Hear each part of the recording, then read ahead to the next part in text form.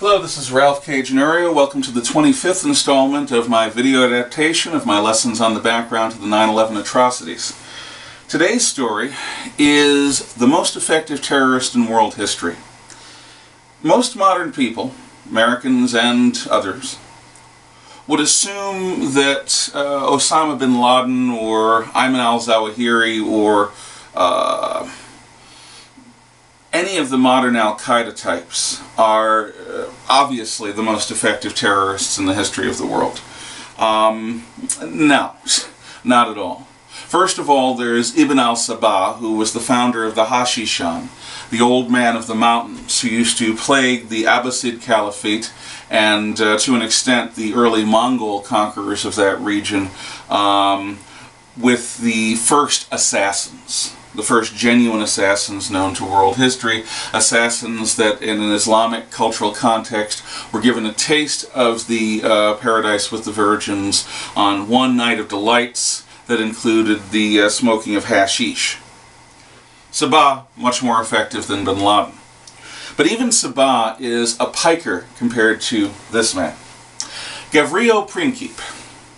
Gavrilo Princip is without a doubt the most effective terrorist in world history, and he's one of the most effective agents of evil that the world has ever known also.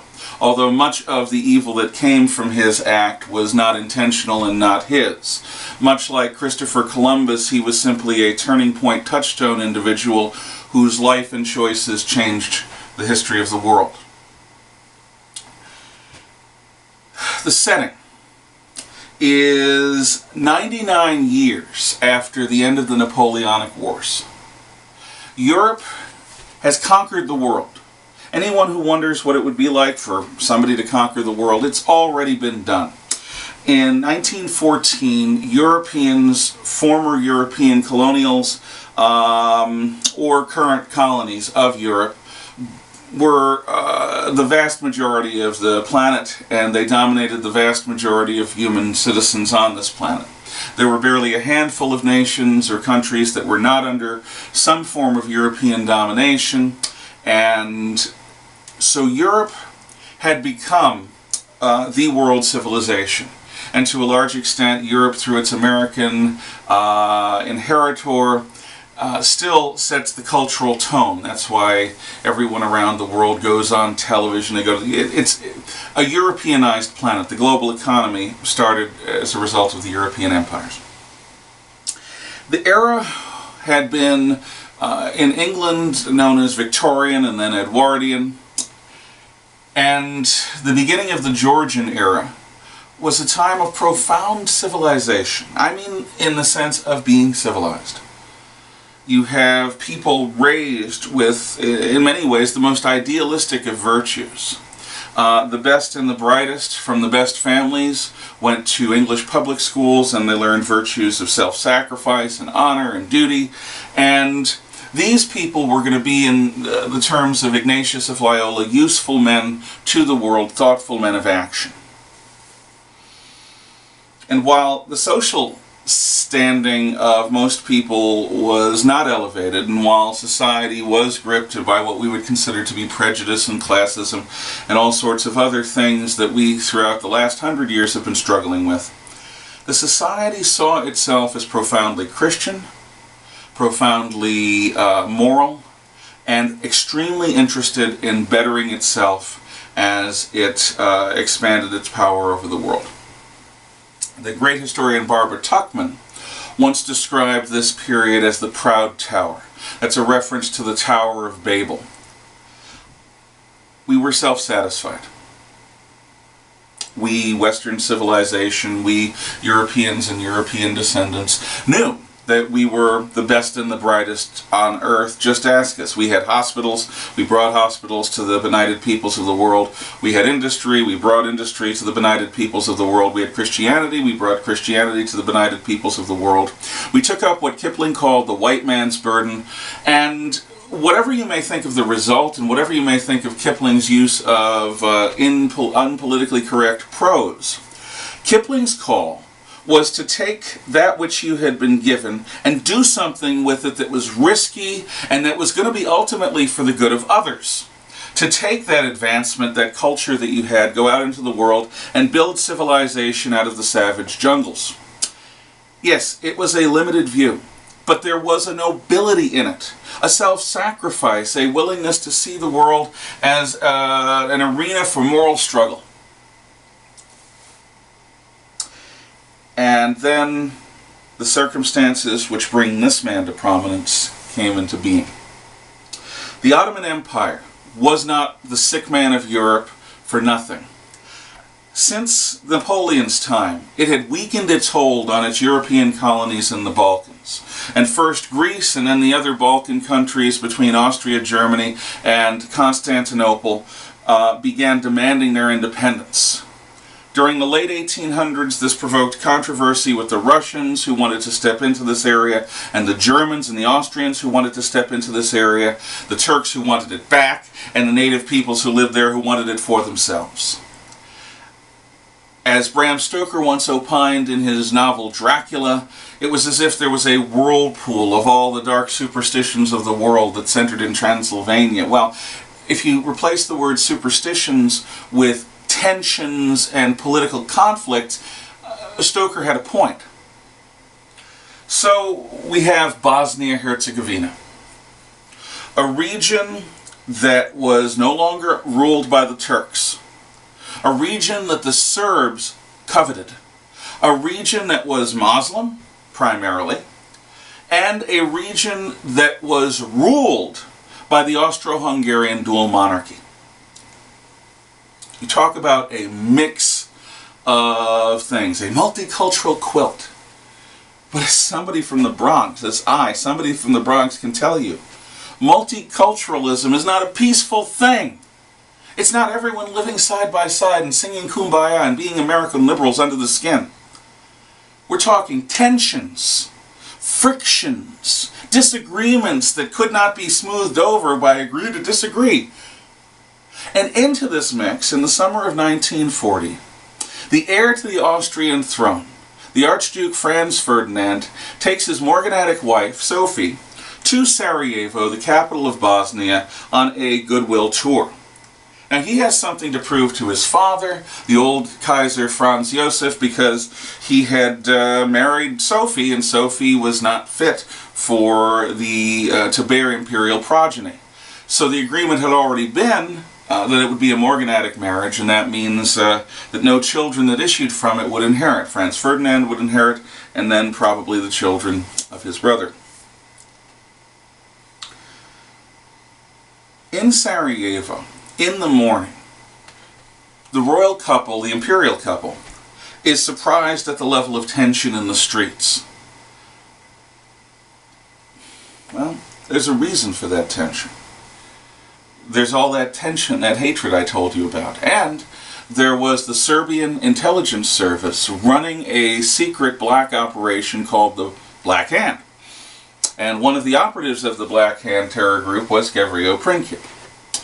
And Princip had a bomb plot. He was going to, he and his people were going to throw a bomb into the open car occupied by the Archduke and his wife.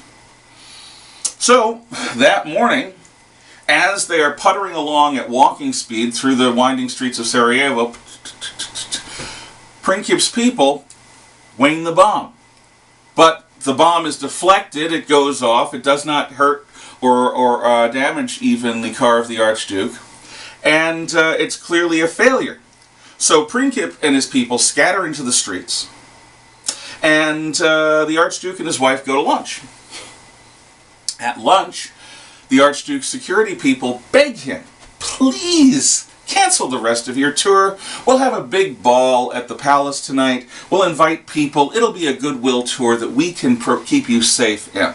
But the Archduke said, no, I will not be a slave to terrorism. I am here to be seen by my people and to see them, and so I shall. You, security men, take care of the details. So after lunch, he and his wife get back in their car and at walking pace continue through the winding streets of Sarajevo.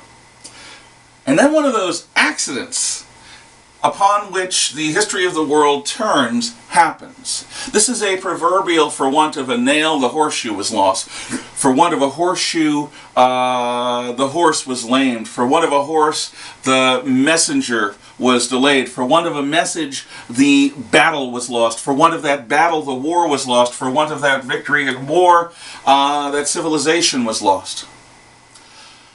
The driver of the lead car took a wrong turn. Oops. And suddenly he's going down the back streets of Sarajevo, the mean streets of Sarajevo. Meanwhile, Princip is wandering the streets in dejection because his bomb plot had failed. Oh, he's still got a revolver, but basically his plan is for naught. And all of a sudden he looks up and he sees coming towards him the caravan with the Archduke and his wife. So he waits for a proper moment and then bam, bam, bam, bam, bam, shoots them both. He's captured alive later. The Archduke and his wife bleed to death. They're photographed. And when he's captured and interrogated, and when the investigation occurs, it becomes clear to the Austrian authorities that the heir to their throne had been murdered at the behest of Serbia, another nation, its intelligence service, and a group of terrorists, that is, criminals with the backing of a government. This was a foreign plot.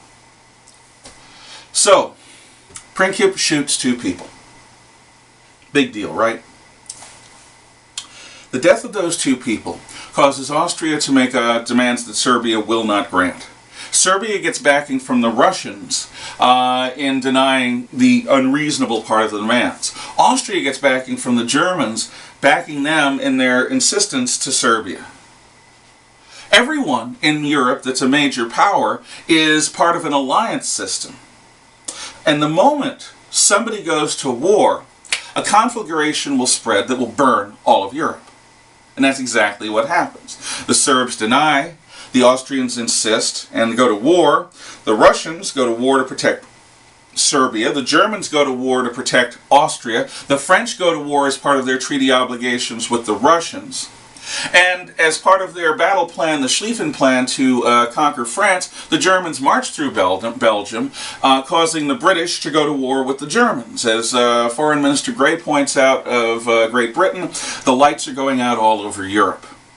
World War I is a result of Gavrilo Princip, and World War I is the turning point. From World War I come the utopian socialist materialisms that have murdered hundreds of millions in peacetime and war. Fascism, which is Italian National Socialism. In Germany, the National Socialist German Workers' Party. In Russia, first of these, the Communist Party takes over, the Bolsheviks.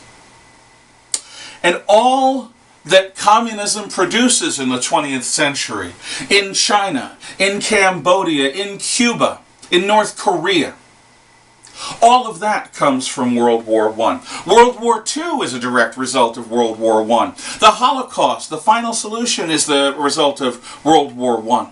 And in World War I, former Prime Minister Arthur Balfour makes the Balfour Declaration inviting the Jews back into Palestine. So the Middle Eastern crisis is a result of World War I. There would have been no World War I as we knew it without Gavrilo Princip. His gunshots change everything.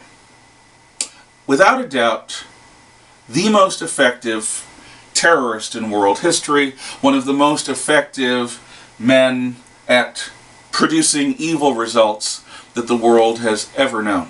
And that beautiful society, that proud tower that Barbara Tuchman talked about, that was murdered on the battlefields of Mons and the Somme and Verdun and Passchendaele. Because for 4 to 4.5 years, the self-satisfied, most civilized people on earth could think of nothing better to do with their high technology than use this as their battle plan. We're going to throw human wave attacks at the enemy and gamble that we have more men than they have bullets.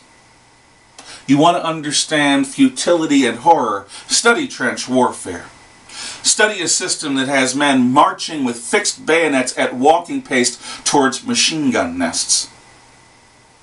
Wave after wave after wave, hour after hour, day after day, week after week. Invariance for 4.5 years. Europe may have hospitals and the Maxim gun and all sorts of other things. But a people that can do that to its best young men and see an entire generation weeded out of its best young men cannot be called more moral or more civilized than anyone else. And the great doubts of the 1920s, the Gatsby alcoholism, the culture of cynicism and doubt that we have with us today is also a result of World War I. Next time, 1947, in the Middle East and thereafter. Thank you.